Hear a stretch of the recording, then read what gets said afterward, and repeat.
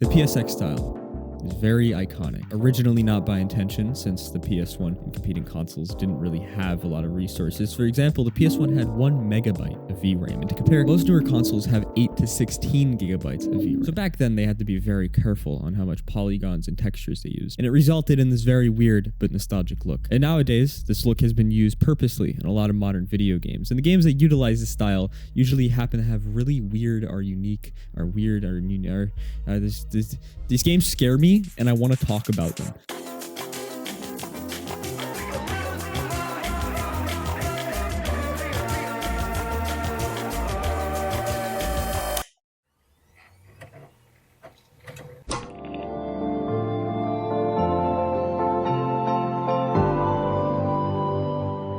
Lethal Company is a game that puts you in a spaceship, preferably with some friends in an 8-player mod because you have too many friends.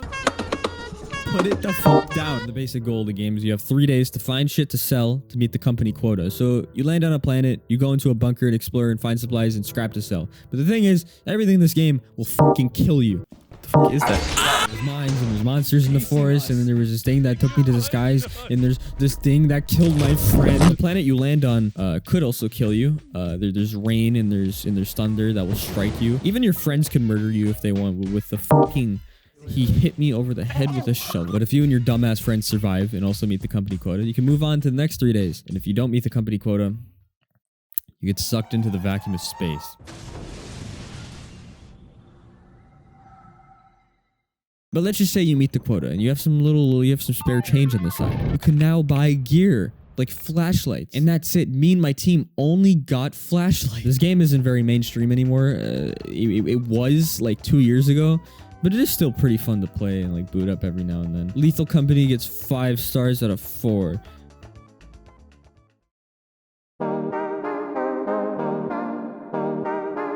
Alright, listen. Before anything, I just want to start this by saying... My lips are chapped as f. 1 sec. Alright, actually, before anything, I just want to start this by saying Petscop is a completely fabricated and made up video game. It originally started as a found footage type series on YouTube, with the story being about this guy named Paul finding the game and playing through it and uncovering the true meaning behind it. And the series got really popular, and now there's a fan recreation on the internet. And technically, it's a PS1 styled game made in modern day. And let me, dude, I just wanted an excuse to talk about Petscop. Let me cook. And another thing I want to clarify, I've been told by my good pal buddy that this game is heavily theorized. There's lots of things left out of sight for a reason. Petscop started as a video series in 2017, and the first episode of it was the generic, like, oh, I was given this game and it's a little scary. It was that kind of thing. But the game and story of the video series aren't just scary looks. A lot of its theming is about childhood abuse and trauma. Yeah. And I won't go into exact detail because I don't want this video to be 4 hours long. Go watch Pyrocynical if you want that. And then...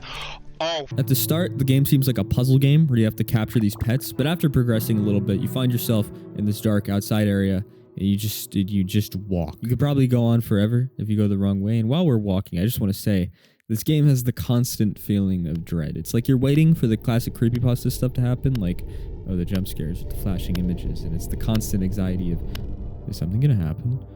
But it never does. The game isn't a straight-in-your-face scary story. It's a slow burn that you really have to look into and want to understand. And it explains its story through the weird and strange oddities. The graphics are creepy even. It goes for the PS1 kind of RPG gameplay where you just walk around and click on things. A lot of the stuff you see in game have the resemblance of an empty, unfinished game. And since it does have the PS1 style, you'll find the visuals nostalgic. Dare I say it, the reason the graphics are so creepy is because it has a lot in common with liminal spaces. One of the things that did actually give me a little bit of the heebie-jeebies was it was just this picture of a house on the wall. I don't know why. It's a little freaky. Yeah, I don't know. The game is really interesting, and again, I don't want to explain the entire thing because we'll be here for hours and hours. So, Petscop, it's good, it's strange, and it looks old, and it's freaking me out a little bit.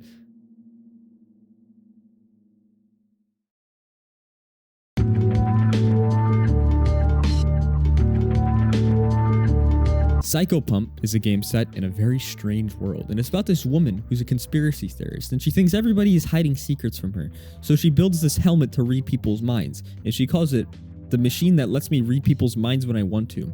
I think it's supposed to be short for Psychopomp, but she's a little cuckoo crazy. And with this helmet, she sees a world hidden from her. Apparently under every public government building, there's hidden catacombs with mysterious things inside. So she arms herself with a hammer and heads into the buildings to explore these catacombs. The gameplay is like survival horror mixed with a dungeon crawler. The movement is very stiff. You can only look in 4 different directions, and you don't have full control of the camera. So if you want to look somewhere, you have to completely turn the full 90 degrees. The presentation is probably my favorite part about the game. The HUD is really unique. The visuals are unsettling, and the NPCs are just like freaking weird. Like there's these furries, and they're okay. And then there's whatever this is.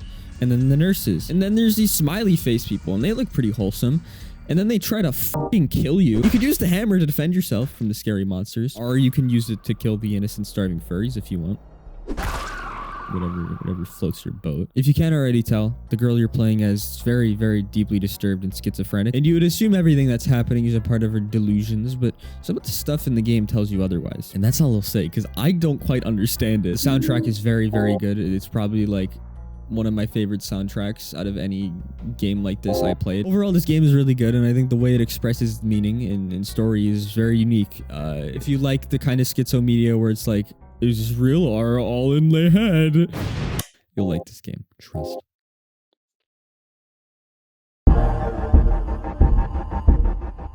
It Steals is a game where you have to walk around and collect these blue orbs while trying to avoid the scary monster from murdering you. Now, how do you avoid this scary monster from brutally murdering you? It depends on what game mode you play. Let's go in order. The first mode is classic. It's pretty simple. The monster is going to sneak up on you. You need to point your flashlight at it to make it not kill you. And you'll annoy it if you run. The thing is, if you collect enough orbs, they'll start chasing you. And then you're forced to run. But after you get 15 orbs, you'll unlock the next game mode. Shutter mode gives you a Polaroid camera. In the same way you had to point your flashlight at the monster, you have to take a picture of the monster this time. Anytime you hear it sneaking up on you. And there's only 9 orbs in this. And then after you beat that one, you get hide and seek. And with hide and seek, you play hide and seek with the monster. You have to collect 22 orbs while trying not to find him. And if you do find him, he becomes the one that seeks. And then you have to run and hide, and he's scary and he passes you. And then you have to avoid him while you're trying to collect orbs. And then you run away. The next mode is living halls. It has you spawn in a vault with a set amount of time to collect all the orbs. And the way the timer works is if your timer is running out, you have to make it back to another vault. So the timer resets. So the vaults reset the timer. The monster blends in with the walls in this one. He's like a wall monster. And the last and final mode is called the Phantom. And in this one, there's literally just a poltergeist. Like he could only hear you, and when he's near you, you have to hold your breath and he goes away. But it's funny because when he's near you, he literally just makes everything go flying across the entire world. If you mess up, he sees you, he starts to chase you. But the only way to not die is these little devices the games give you. You place it down, you have to wait for it to charge up, and then he goes into it and dies. But you only have 2, so if he catches you more than twice, you're a little boned. That's all the modes. I think there is extra ones, but I didn't play them because I have no time, man. I gotta get this YouTube partner program.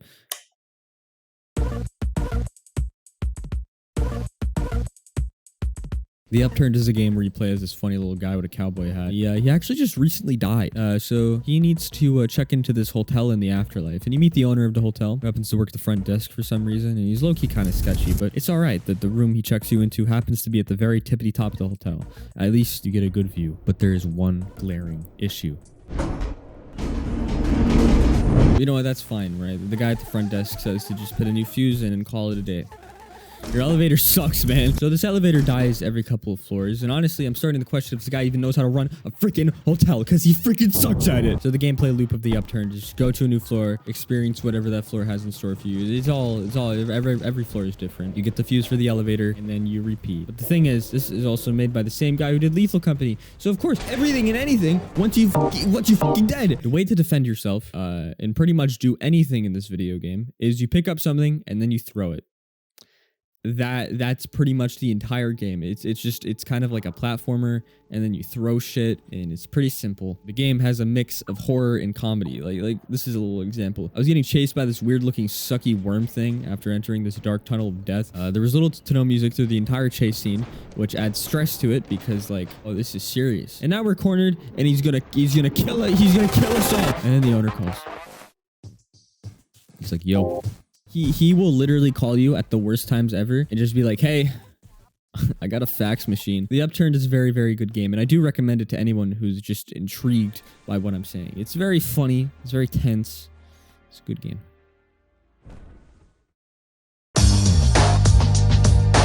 I think what makes the PSX style so special to me, at least, it's two things. It's the fact that they're intentionally making a game in an older style. The other thing is accessibility. These games, their system requirements are very, very low. And I think that's the whole charm of them. It's like this $10 game on Steam you see, and it's like better than most games that are like $60. It's kind of crazy. I think that's the reason Lethal Company got so big in the first place. I think it's because the system requirements just weren't there, so everybody and their friends would just hop on and play.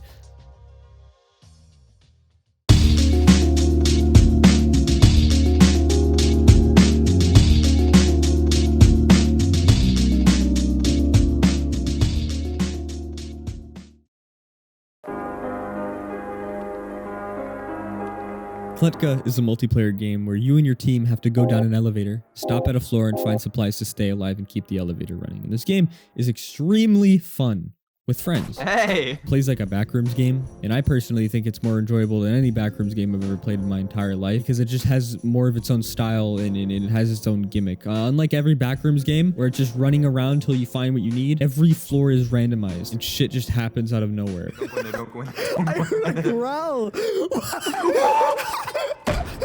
Like when me and my friends were playing, we came across this little jet, and then Travis threw a snowball at him, and he actually f***ing 1v4'd us. I hit him with a snowball. He's chasing me. It's a really unique and strange concept, and I think it perfectly matches the PSX style. Good for you.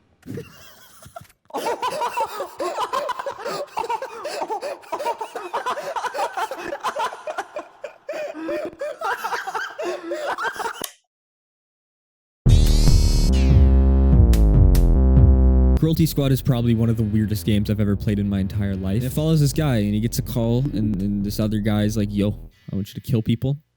And he's like, okay. The story from what I caught is that you're a hitman. Society has formed to fleshy bullshit, and death means absolutely nothing. What I mean by this, if you die, you'll just be remade with artificial parts, and you can't really die. So life itself has no meaning. And that's one of the themes of this game, I think. The game has 13 levels, and in these levels, you have to murder at least one person to protect your corporate overlords. The first time you play Cruelty Squad, you'll probably think to yourself, wow, this game looks really weird. This game is fucked up. And then you'll think, wow, this game is really fucking hard. Almost everybody in this video game wants to see your funeral. So the goal is to kill enemies, don't die, and kill the guy with the red circle. Now let's talk about why I'm here. The graphics. The game clashes colors and textures, and everything else has a weird fleshy look to it, and the HUD is something you just can't ignore with a big odd border, and your life is displayed as this big giant beating organ, but the number of actual HP you have is way smaller than that. The game is designed like this on purpose. It's not a shitpost, and it's very far from it because the actual meaning and themes of this game go hand in hand on why it looks like this. Everything looks disgusting, and the controls are very strange too, down to the way you reload. You have to hold right click and then scroll down to reload.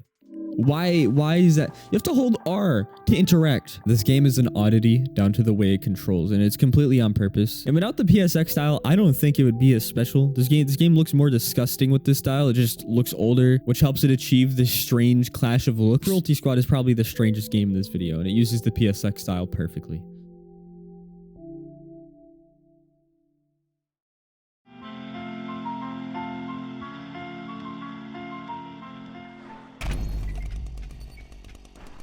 Ultrakill gameplay-wise is very different from the other games on here. The games I've talked about are slower and more psychological, and they give you mental breakdowns. But this is like, you know, it's better if I just explain the plot. The basic plot of Ultrakill is that humanity freaking died, and now you're a robot in hell powered by blood.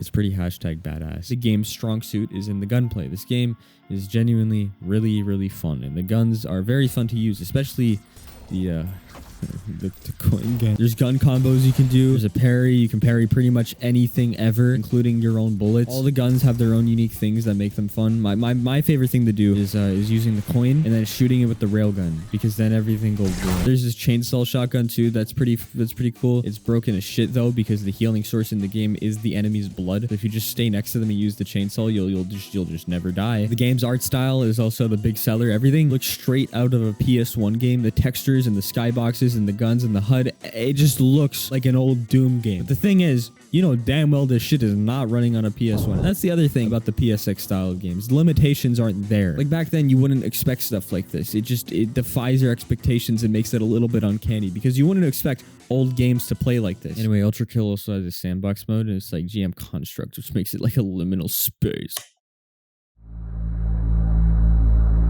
No One Lives Under the Lighthouse is probably the most unsettling game I played for this video, in my opinion, purely because of how mysterious and obscure this game is. The game revolves around you maintaining a lighthouse, and this game immediately sets an uneasy tone with the aesthetics and the soundtrack. The game seems like a simple walking simulator. You unpack your things, you go to the lighthouse and get things set up. The second day, you need to replace these sandbags at the lighthouse. You're met with this really uneasy ambience. It's like one of those nightmares where you feel like something bad is gonna happen before it happens. But you know what? You're probably fine, right?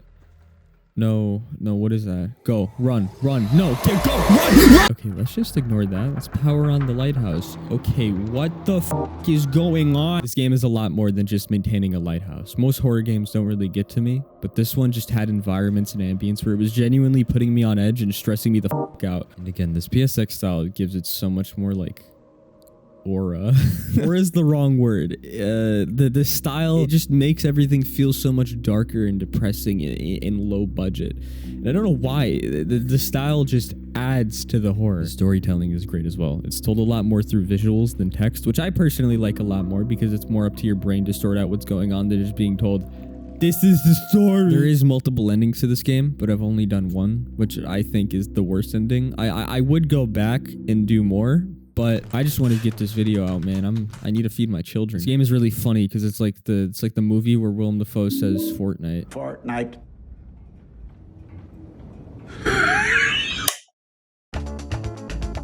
So the honorable mentions are games that have been recommended, but I'm not confident in making them an entire segment because I haven't played them enough, or they just have no real meaning or something like that. So you know how I said these games had like strange and weird themes to them? Not this one. So you fish and then you sell the fish to upgrade your camp and buy stuff. You could play with your friends. Do you guys like my character? Anyway, let's play Russian roulette with a fucking shotgun. Buckshot Roulette Online is a game where you play a weird version of Russian roulette, and I've only played the game online. Basically how the online plays, it shows you how many actual rounds there are and then how many duds there are. It gives you some tools you could use to your advantage, and you and your friends shoot each other for 3 rounds till one of you win. Nightmare Kart is a kart racing game that originally had the name Bloodborne Kart, but Sony was like, hey, that's my IP to sit on and do nothing with, so then they rebranded to Nightmare Kart. It's literally just a car racer in the PSX style where you play as Bloodborne characters. I honestly have nothing really to say about this game. Crow Country is literally just a modern depiction of a classic PS1 horror game. The looks are very inspired by the OG Final Fantasy VII. All the models have the like really rounded and bubbly looks to them. The gameplay itself plays like a classic Resident Evil game. It seems pretty simple. The story, it's about this girl who's a quote-unquote cop, and she's investigating the disappearance of Edward Crow, who's the owner of the shutdown amusement park. And the amusement park is named Crow Country. So it's like the game, it's for the game, it's the game. To be honest, this is a very last second edition. I've only played the demo since I'm not very liquid right now, but I still felt the need to include this because this is quite literally just a classic PS1 horror game at heart.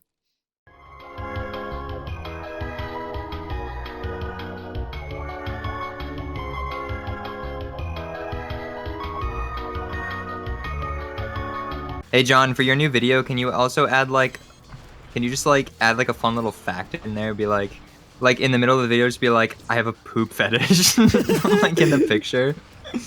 No.